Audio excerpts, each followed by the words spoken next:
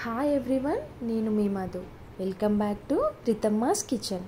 ఈరోజు నేను మీకు చేసి చూపించబోయే రెసిపీ వచ్చేసి మునక్కాడ పులుసు. ఇది ఎలా తయారు చేసుకోవాలో ఇప్పుడు మీకు నేను చేసి చూపిస్తాను.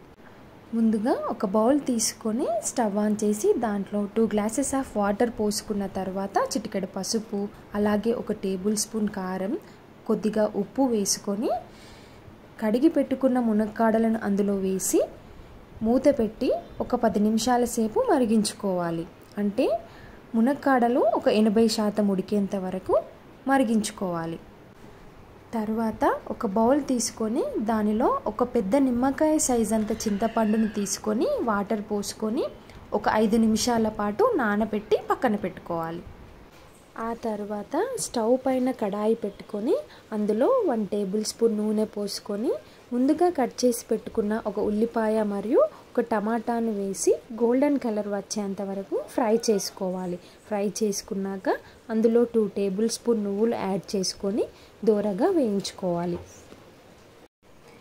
ఇలా వేయించుకున్న దానిని ఒక మిక్సీ జారులోకి తీసుకొని మెత్తగా గ్రైండ్ చేసుకొని పక్కన పెట్టుకోవాలి. అదే కడాయిలో 2 టేబుల్ స్పూన్ ఆయిల్ పోసుకొని అందులో కొద్దిగా జీలకర్ర, ఆవాలు, ఒక ఎండుమిర్చి, 2 పచ్చిమిర్చి, కొద్దిగా కరివేపాకు, 4 నుంచి 5 వెల్లుల్లిపాయలు కచ్చాపచ్చాగా దంచి అందులో వేసుకోవాలి. కొద్దిగా ఫ్రై అయ్యాక ముందుగా గ్రైండ్ చేసి పెట్టుకున్న నువ్వుల పేస్ట్ని యాడ్ చేసుకోవాలి. 2 లేదా 3 నిమిషాల పాటు మరిగించుకోవాలి. ఆ తర్వాత అందులో 2 టేబుల్ స్పూన్ల కారం, కొద్దిగా ధనియాల పౌడర్, రుచికి సరిపడా ఉప్పు వేసుకొని ఒక 2 నిమిషాల పాటు మరిగించుకోవాలి. దానిలో ముందుగా ఉడకబెట్టుకున్న మునక్కాడలను వేసి మెల్లిగా కలపాలి.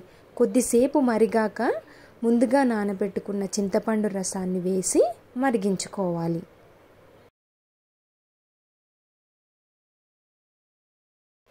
గ్రేవీ కన్సిస్టెన్సీ అనేది చిక్కగా వచ్చేంత వరకు ఒక 5 నుంచి 6 నిమిషాల సేపు మరిగించి ఆ తర్వాత కొద్దిగా కొత్తిమీర వేసి స్టవ్ ఆఫ్ చేసుకోవాలి.